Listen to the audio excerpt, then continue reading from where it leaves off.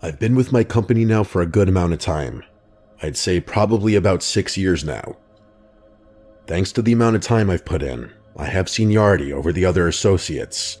Not to mention, I have a lot more training and credentials under my belt than they do. The company recently picked up a new contract for some kind of big government office building. Where it's located is rather strange for it to be a government office building.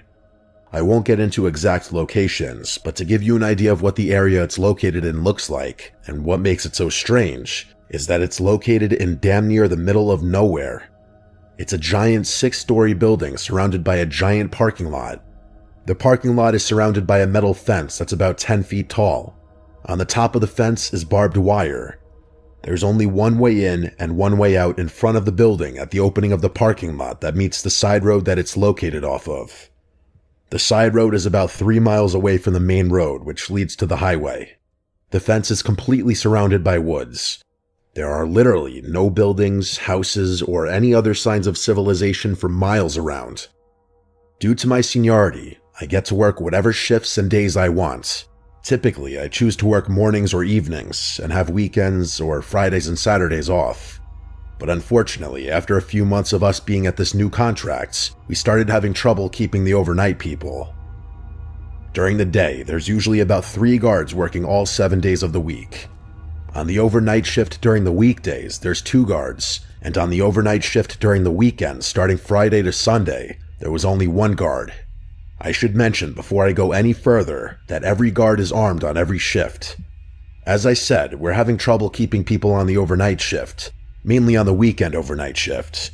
Because of this, my supervisor asked me if I could help out until they could hire more people and work some overtime on the weekend overnight shifts.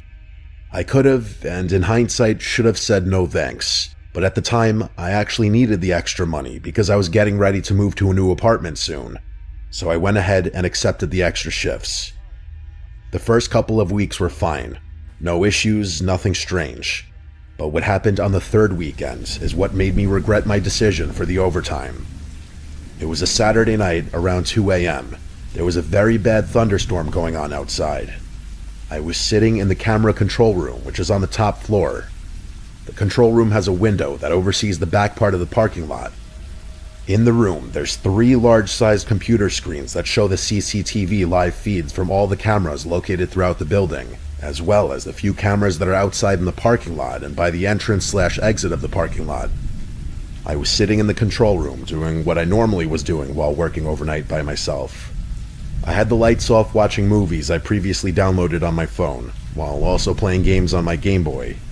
I had been sitting down for a while and got up to stretch my legs and move around a bit. I was also starting to feel a little sleepy and was thinking about going down the hall to the vending machine and grabbing an energy drink. After I got up and walked around the control room for a bit, stretching my legs, I went over to the window, peeked through the blinds to look outside.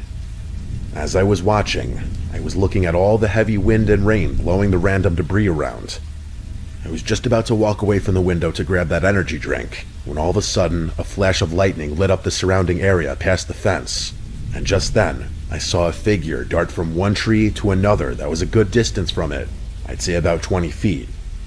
I kept my position, looking in that direction through the blinds, waiting for another flash of lightning to see if I could see exactly what it was, or if my eyes were playing tricks on me. After a couple of seconds went by, another flash struck.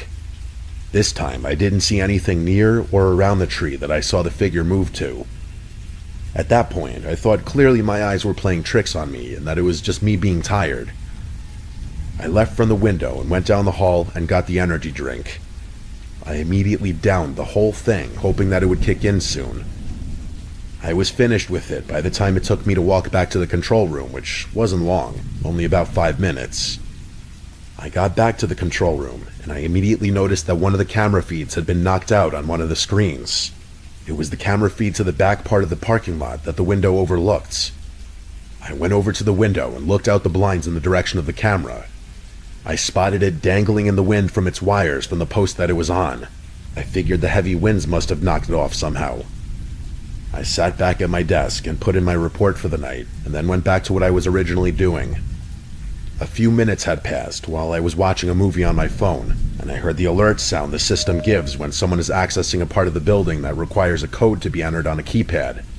I looked at the main screen and pulled up the tab that shows the access points of the building.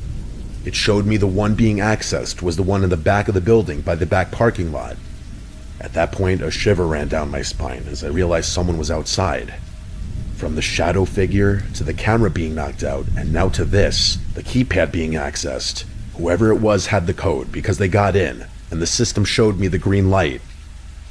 I thought to myself, it couldn't be another worker or security guard. If it was a worker, we would have a memo telling us who it was and what times they would be here, as well as what part of the building they would be in.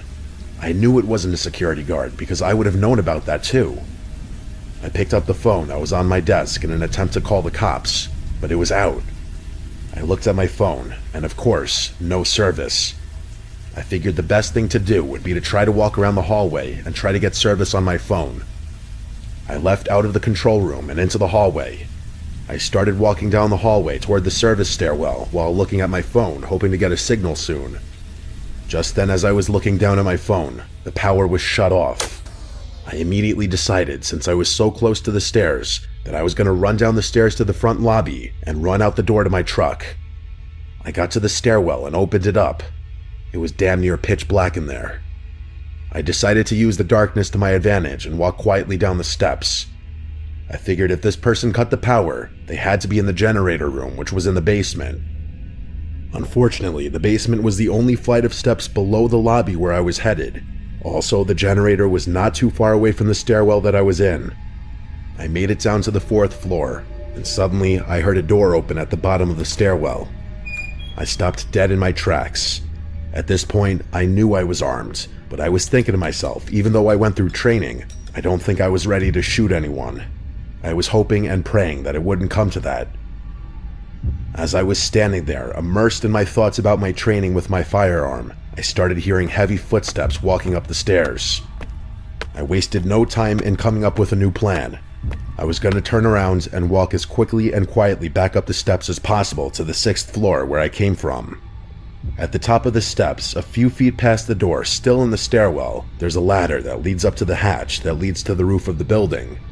I was going to climb up the ladder to the top just before you have to open the hatch to go any further, and just hide in there in the pitch black darkness until whatever happens next.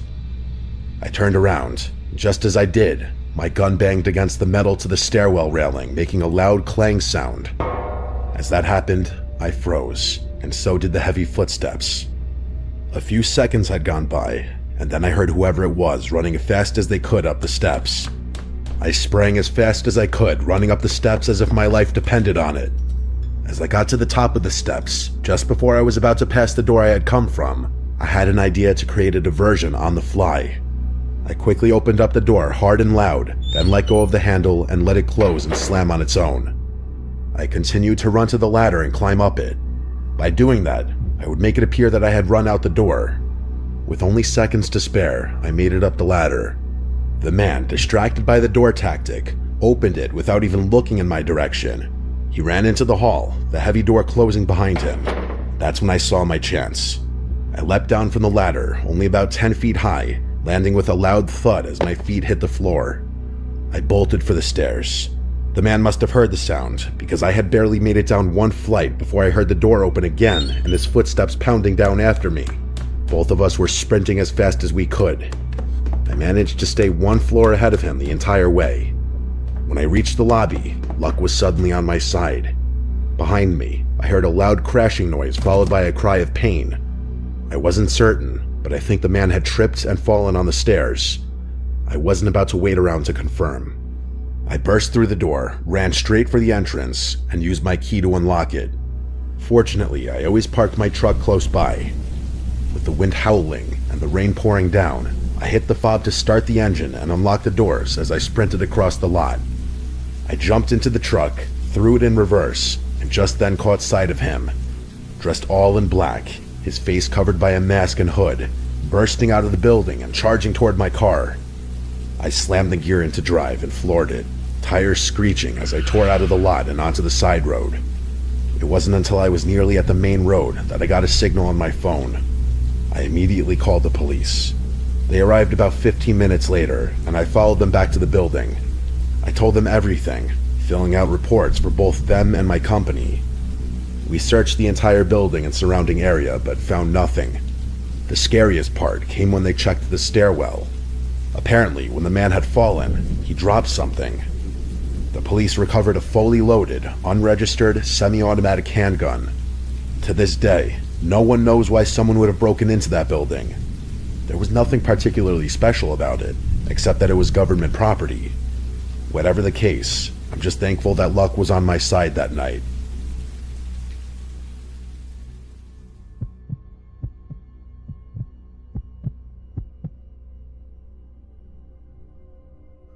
I used to work nights as a security guard in a medium-sized corporate office building in New Jersey, and for the most part, the nights were boring, quiet, and uneventful, which is why what happened one night has stuck with me so vividly for years. It started around midnight, after the last employees had left the building and the lobby was empty except for me, just me and the glow of the security monitors. My job was simple: check cameras, make a couple of patrol rounds, log any incidents, and mostly just sit and watch for anything unusual. That night, I was going through my usual routine, scanning the screens for the elevators, the hallways, and the underground parking garage, when I noticed a figure moving between the cars on the lower garage feed, which immediately caught my attention because the lot should have been completely empty at this hour. Only people with 24-hour access could get in, and I knew no one had it at that moment. At first, I thought it might have been one of the late shift IT guys, or maybe a cleaning crew member, but it didn't make sense, since cleaning crews had left hours before and the guy wasn't carrying any equipment or wearing a uniform. He was wearing a long dark coat that looked a little oversized, and he wasn't heading to any particular car or toward the exit. He just moved slowly, weaving around the rows like he was inspecting the area or making sure no one was around, and something about the way he moved gave me the chills. I couldn't put my finger on it, but it was off.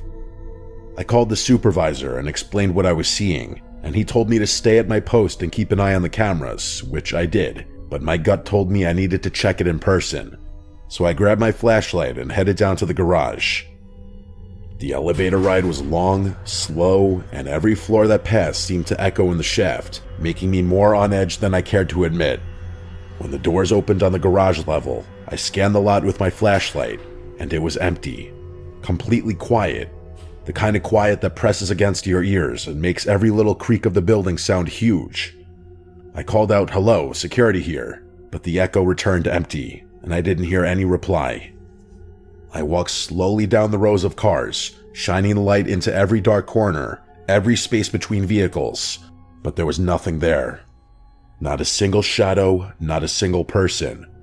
My pulse was racing, and I started to doubt myself, thinking maybe the camera was malfunctioning, or maybe it had picked up a shadow that wasn't really there. So I went back upstairs to the lobby, trying to shake it off. But as soon as I sat back down and looked at the garage feed again, there he was, standing in the exact same spot, as if he hadn't moved since I'd been there. And now my stomach dropped, because I knew I had just been there, and there was no way he could have gotten back into the same spot unnoticed unless he had been watching me, or worse, waiting for me. I radioed my supervisor again, telling him I was going to keep watching the cameras, and he told me not to approach him unless absolutely necessary, which was easier said than done because I couldn't stop staring at him, and my mind was already running through every possible scenario. For the next 20 minutes, I watched him wander slowly toward the stairwell that led to the upper floors. He moved carefully, pausing, looking over his shoulder like he was checking for someone, and then disappeared from the camera just before reaching the door, which made my stomach knot. I checked every other feed, hallways, elevator lobbies, even the rooftop access, and there was nothing. No trace of him at all, which only made me feel worse because it was impossible for him to vanish that fast, and it gave me the sinking feeling that he had access to the building somehow, or he was hiding in a way that I couldn't see. I stayed at my desk, heart pounding, until the elevator dinged and opened in the lobby. Nobody was inside, but on the polished floor, I noticed wet footprints leading from the elevator out into the main lobby. Bare feet, which was wrong on so many levels because it was freezing outside, and he would have had to take his shoes off just to wander barefoot. I froze in my tracks, realizing that if he was inside the building now, he could be anywhere, and every unlocked office or storage room was a potential hiding spot. I called the local off-site patrol for backup and debated locking myself in the lobby, but something in me told me I needed to do a patrol and confirm the situation, which in retrospect was probably a mistake. I took the elevator to the 5th floor and started walking the hallway slowly, flashlight in hand, scanning every office door, checking for movement. Every creak of the building made me jump. Halfway down the hall, I saw one of the office doors slightly ajar, which shouldn't have been possible because it was always locked at night. I pushed it open with my flashlight, peering inside, but the room was empty except for a sleeping computer monitor and a chair pushed in under the desk. Nothing else. I stepped out into the hall again and froze because I heard the sound of footsteps on the tile behind me. Not mine. Heavy, wet, and uneven, moving fast towards me. My heart leapt into my throat, and I swung my flashlight around the hall, catching a glimpse of the dark coat at the end of the hallway. He wasn't running, but he was walking fast with a purpose, and it hit me that he had been following me the entire time, hiding just out of sight whenever I checked the cameras. I bolted, sprinting down the hall toward the stairwell, barely noticing the handrail slamming against my arm as I rushed past. The footsteps followed, close enough that I could hear them clearly now, echoing in the hall. And I realized I had no idea how he had gotten inside, no idea what he wanted, and the panic was almost suffocating.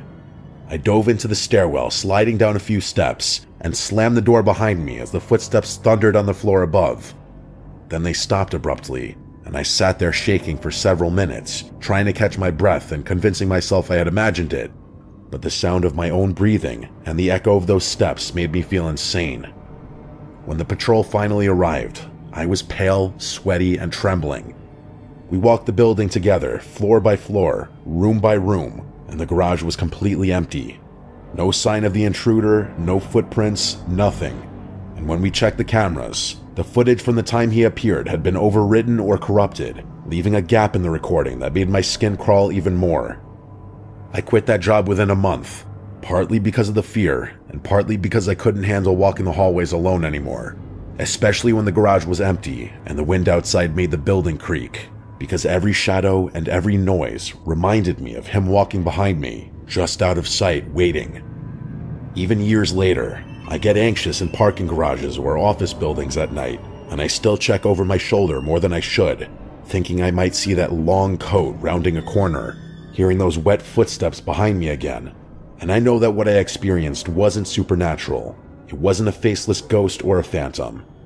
It was a real person, a stalker, and the thought that he had been inside that building following me, hiding just out of view, and that I might never know how he got in or what he wanted, is something that still haunts me every time I think about that night.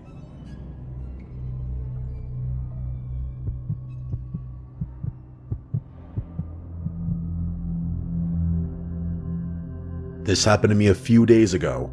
As a matter of fact, it was my first night of training as a mobile security guard. Before I tell you my story, just want to clarify that a mobile security guard is primarily a security guard that drives around in the vehicle and does site visitation where the client needs security. In this case, it's the GTA of Toronto, but this incident took place at a nearby pharmacy/medical clinic in Mississauga. It was my first night as a trainee, and my supervisor was a nice person, showing me around on how to conduct patrols, write reports, disarm fire alarms, etc. Usually, if an alarm occurs, dispatch notifies us through the radio and asks us to attend the site where the alarm is happening. However, we arrived at the medical clinic in Mississauga to conduct a regular perimeter patrol, which also meant there was no alarm. We arrived on the site around 1:15 a.m. to make sure everything was normal, but as we got out of the vehicle and approached the building, something was terribly wrong. For one, the underground parking garage was left open, and two, the front door of the building was busted open. My supervisor then said, "What the f***, how is this possible? If somebody broke in, the alarm should be on." I did not know how to react to this, as this was my first time at the site, and according to my supervisor, this was a new contract that the security company I work for got. We stepped in the building cautiously, but all of a sudden my supervisor says, "Look at the elevator. It's going up at different levels." Sure enough, he was not kidding, as the elevator was moving from G1, 2, 3, and stopped at level 4, which was the very top. I asked my supervisor if he thinks someone was in here. He immediately nods and pulls out his baton. At that very moment, I was feeling sick to my stomach and started breathing heavily. At that point, I hated my job and did not want to be there. We immediately went inside the elevator and went straight to the top level. I was getting a bad feeling, and some adrenaline was rushing through my body before the elevator door was about to open. As we were going up each level, I was thinking to myself, like, what if something happens, or whoever this person or thing is might not leave without a fight, and possibly even charge at us as the elevator door opens. However, luckily as we arrived at the 4th floor, no one was in front of us, but it was extremely dark. Therefore, we turned on the lights and started investigating the rooms of that floor. My supervisor told me to stick with him, as even he was feeling uncomfortable. He said, I quote, "Make sure you stick with me and get ready to bust this f***." Luckily no one was there, so we were very shocked and didn't know what was happening, until we heard footsteps going down the stairwell. My supervisor and I were about to open the door to the stairs and chase whoever it was inside. However, just then, the footsteps stopped and it was very quiet. We could only hear each other's breathing. What my supervisor said next to dispatch is something I will never forget and still is rattling around in my head. A4, call C25, go ahead. Dispatch, we need immediate backup. Please be advised someone's in the building with us and they're hiding downstairs, possibly armed and waiting for us to come towards them so he or they can ambush us. Dispatch then tells us to stay where we are and not approach the suspect or whoever it was downstairs, as backup will be arriving shortly. At that point, my supervisor started panicking and it just made the situation even worse. I mean, he should be the one to lead and not feel worried. But then again, I don't blame him, as this experience was overwhelming and horrifying for me. Now, my supervisor is only a couple of years older than me, so I preferably call him bro instead of sir or whatever. Bro, just don't worry. I'm sure backup will be arriving shortly, I told him. You might be wondering why we could not hit the exit and run for it. Well, you see, the suspect is on the ground floor, which means he could be anywhere. So with the elevator making noises, he or she could be alarmed and immediately stand in front of the elevator blocking our way. The suspect could approach us by coming upstairs, but I guess that he or they figured we could attack him by surprise. So maybe that's why he was quietly waiting at the corner for us downstairs. 15 minutes later, we heard the door open. It was our senior supervisor, and his voice echoed out, "Security." My supervisor radioed him and said, "Sir, we're upstairs. Be careful, there's someone downstairs."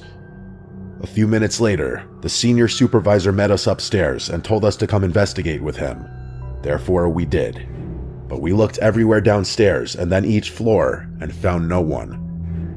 As we were at the 3rd floor scanning each room and bathroom to see if the person was there, we heard the front door open and heard footsteps running outside. We were not fast enough to see who it was, because by the time we got to the ground floor, the suspect was gone. Both my supervisor and I were in shock because we looked everywhere and did not find anyone.